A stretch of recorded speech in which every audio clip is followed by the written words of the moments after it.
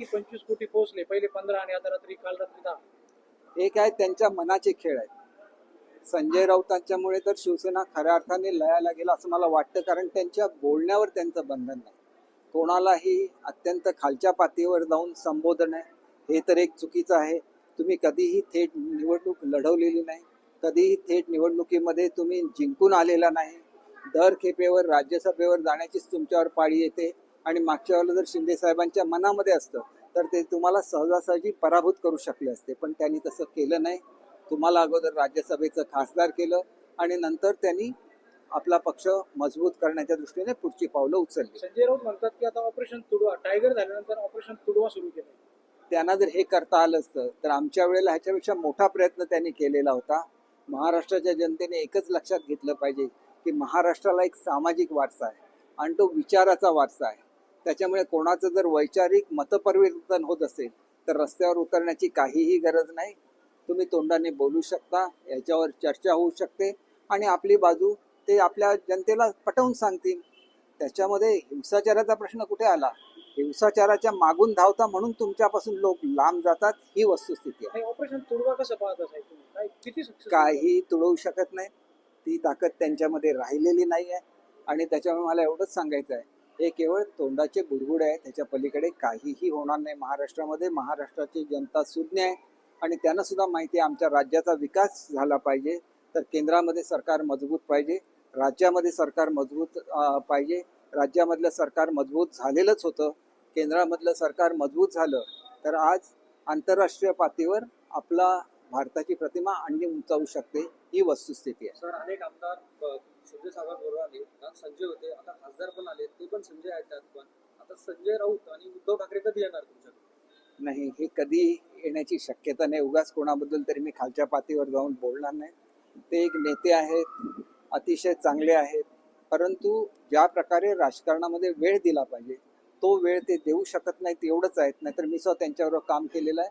अत्यंत प्रेमळ असे उद्धवसाहेब नेते आहेत.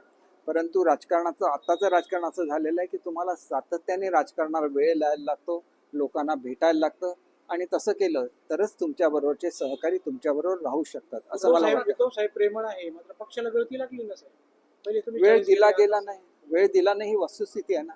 मी स्वतः ज्यावेळेला गेलेलो होतो त्यावेळेला मी सांगितलं की वर्षाच्या बाहेर मी रोज येऊन 3-3, 4-4 तास उभं राहत होतो आणि त्यांनी स्वतः बोलवलेलं होतं, पण प्रत्यक्षात मात्र तिथं नाव लिहिलेलं नसायचं.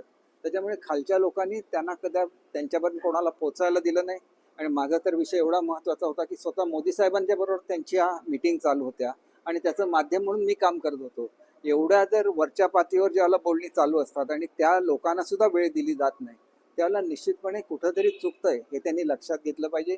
त्याच्यानंतर बोध घेऊन आता तरी खासदारांना त्यांनी वेळ द्यायला पाहिजे होता, ते वेळ देऊ शकले नाहीत आणि त्याच्यामुळे त्याचा दोष दुसऱ्यांवर ढकलण्यामध्ये काहीही अर्थ नाही असं मला स्वतःला वाटलं. कालच पत्रकार परिषदेमध्ये पत्रकारांनी प्रश्न विचारला संजय राऊतांना की उद्धव ठाकरे वेळ देत नाही, भेटत नाही, त्यामुळे आमदार फुटले, आमदार गेले. तर संजय राऊत म्हणतात असं कोण म्हटलं? उद्धव साहेब त्यावेळी वेळ देत होते, खरंच वेळ देत होते का त्यावेळी? नाही, असं मला स्वतःला तर वाटत नाही.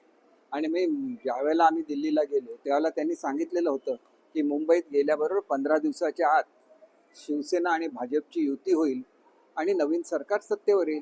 त्याच्यानंतर त्यांनी सांगितलं की पुन्हा मला 1 महिन्याचा अधिकचा वेळ पाहिजे आणि सातत्याने ते असंच म्हणत राहिले. नाहीतर त्यांच्या नेतृत्वाखाली पुन्हा एकदा युती एकत्र आली असती महाराष्ट्रामध्ये आणि सर्वांनी चांगलं काम केलं असतं. शिंदे साहेबांचं तेच म्हणणं होतं की आपण मूळ प्रवाहाबरोबर जाऊया, आपण हिंदुत्वाच्या विचाराबरोबर राहूया.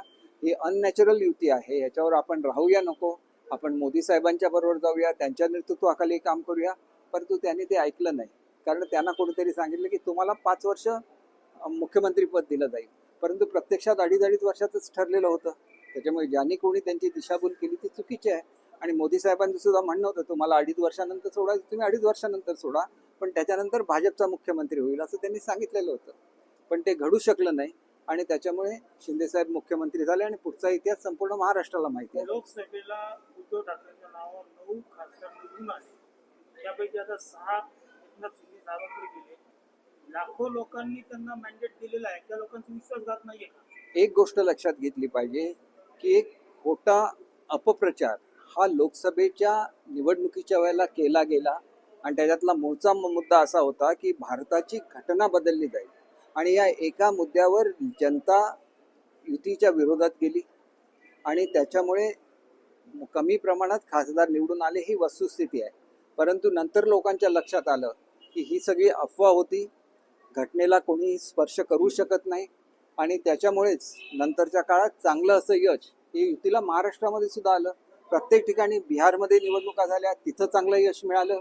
कारण हा जो काय खोटा प्रचार केला गेलेला होता, हा खोटा प्रचार आहे हे जनतेच्या नंतर लक्षात आलं.